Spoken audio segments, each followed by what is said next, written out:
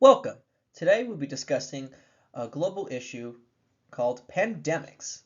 Now, pandemics have progressively changed and altered the course of human history for all of time, and it has been a overwhelming and large issue since the dawn of time. It's very easy for a pandemic, whether it's viral or bacterial or any other form, to reach globally. And it's essential that we as people have the basic knowledge on how to tackle these things and how to properly prepare for these things. So humanity overall has done a pretty decent job within the last, I would say 200 years or so of trying to understand disease and viruses. But centuries ago, we've had a bit of a working method. But overall, as it stands today, at the turn of the 20th century, things are a lot more sanitary and disease and viruses are much more understood than ever before. As for example, throughout the course of human history, there are many different pandemics and many different outbreaks that have plagued humanity. One particularly that everyone knows about is the Black Death, or the bubonic plague, which is still around today, and like many of these other diseases, they are still around, just not eradicated. They're just very minute, small. We pretty much have evolved and grown, where we are more strong and we can have a better uh,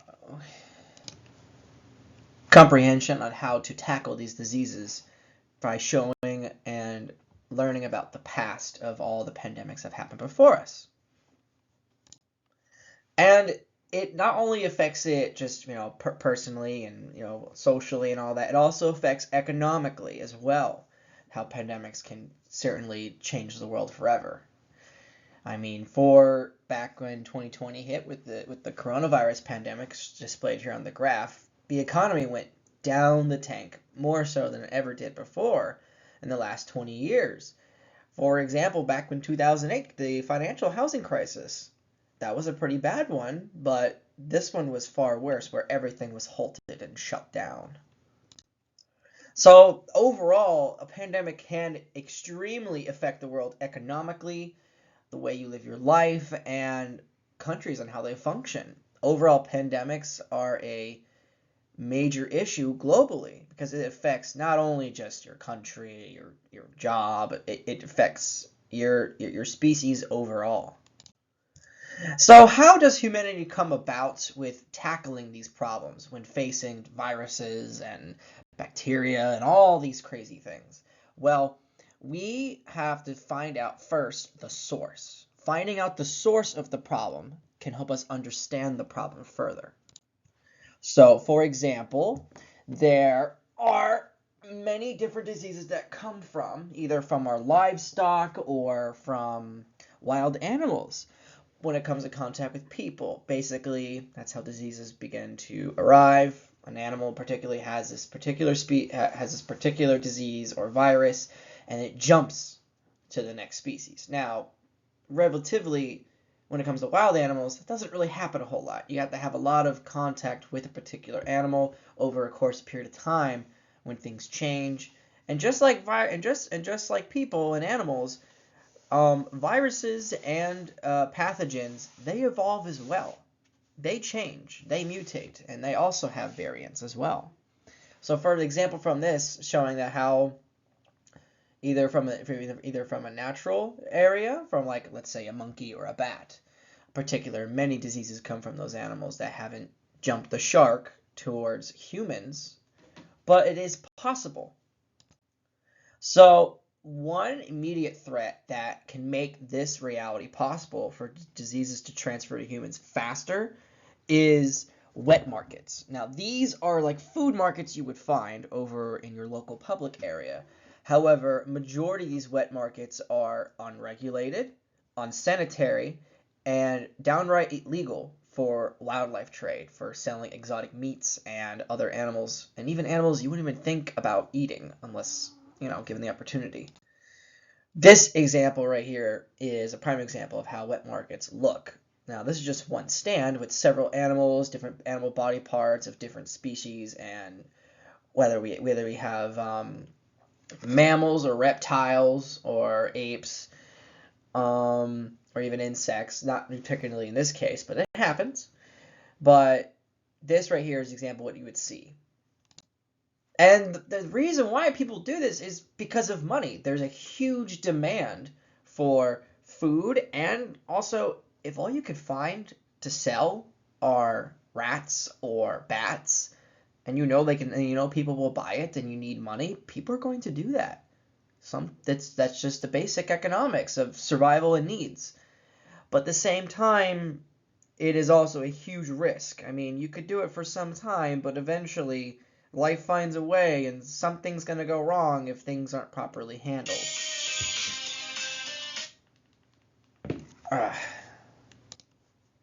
Sorry about that. My phone rang. Anywho, so yes, greed in itself. So how these happen is either pathogens that come from these animals that are used to those animals entirely are in contact with humans. From those diseases spread over if they have the opportunity.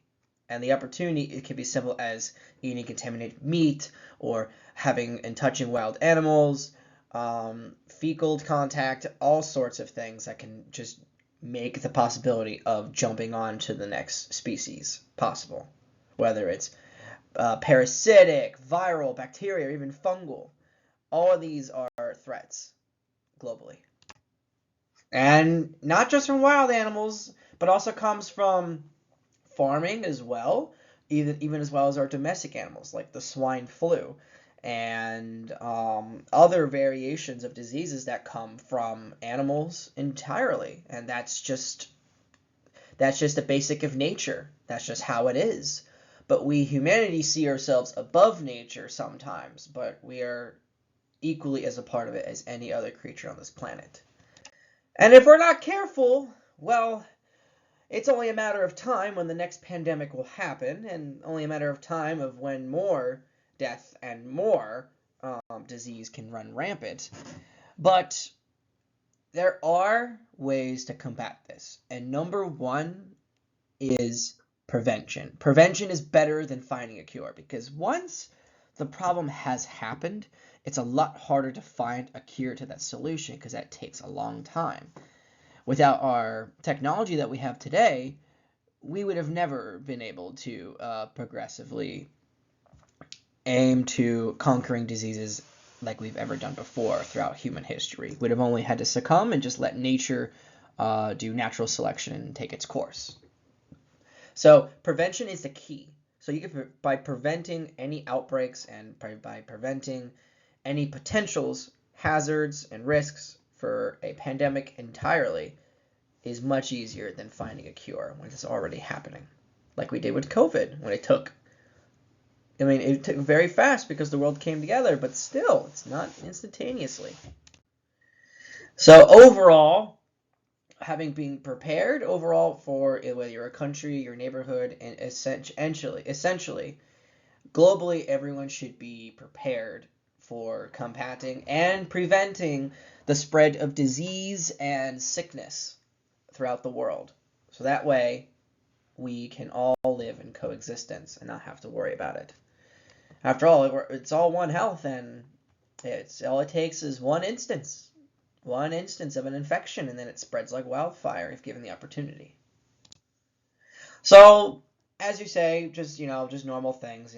When an outbreak does occur, your best bet is to isolate yourselves, sanitize everything, and maintain minimum contact. This just to stop the spread of others, because even if you might get it and might live, other people may not. Or if the disease or virus is very, very lethal, then it can severely wipe out populations like with a snap of fingers, as that is, if it got to that level. But if the world just came together to tackle on these problems and make preventative measures globally, all recognizing each other, we can surely secure safety in preventing a future pandemic. And that just means sharing research of diseases that we're studying, ensuring that the wildlife trade is strictly obeyed by laws, that there is no misappropriation with handling food and handling exotic food, and making sure that livestock and wild animals are healthy, clean, and do not pose a risk. Otherwise, humanity could very easily fall into the realm of another outbreak. So it is by all the doctors and scientists all coming together, whether developing cures, whether developing better strategies to fund research to studying these diseases and other animals before they jump the shark.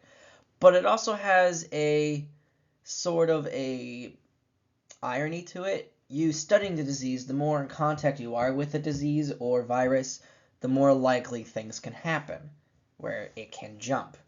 But that usually particularly happens in unclean scenarios, like in wet markets. But in a secure government facility where doctors are researching and looking into the diseases, it still poses a risk. So either way, there is no sure safe way, but by just pure prevention is the best possible way to deal with the pandemic. And then if it happens, our best measure then is to move on to the next step by finding a cure or a solution or a treatment to combat this disease or virus or anything of that matter. So humanity coming together overall to overcome a new variation of an epidemic is essential to the prevention of spreading a pandemic globally. And that is why pandemics are a very major global issue, because it can affect everybody and spread around the world globally. And overall, just to reflect on yourself, look upon this image of the Earth on the moon, just to realize how small some of our problems may be if you agree or don't agree. But overall, just the safety and health of everyone around you, and overall just humanity, just to keep surviving in general, it's necessary just to take precautions and just have overall a general mindset of cleanliness and understanding the risks and factors when it comes to viruses, fungal infections, bacteria, etc. Thank you, and this concludes the video.